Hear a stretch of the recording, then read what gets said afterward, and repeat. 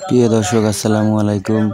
প্রিয় দর্শক আপনাদেরকে দেখাচ্ছি বাংলাদেশ জামাত ইসলামী যশোর জেলা শাখার যশোর পৌরসভার ৫ নম্বর ওয়ার্ডে জামাত ইসলামীর উদ্যোগে রেলগেট আলীগড় মহল্লায় শিশুদের গাছ বিতরণ অনুষ্ঠান এবং কর্মসূচি। প্রিয় যশোরবাসী, দেখতেই থাকুন, যশোর টুডের সাথে থাকুন।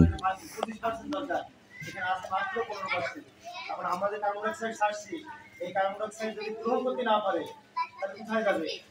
বিভিন্ন বিপর্যয় হয়, যে বৃষ্টিপাত, খরা, এই যে জিনিসগুলো হয় এগুলো গাছ না থাকার কারণে হয়।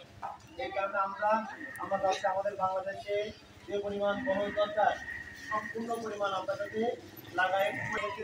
যে গাছটা দিচ্ছি কাজের উদ্যোগে তোমরা জানো, বাংলাদেশ জামাত ইসলামের উদ্যোগে। কিসের উদ্যোগে দেওয়া হচ্ছে এটা?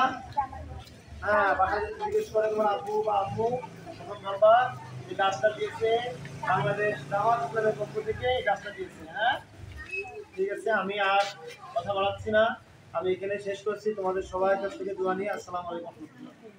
আলহামদুলিল্লাহ।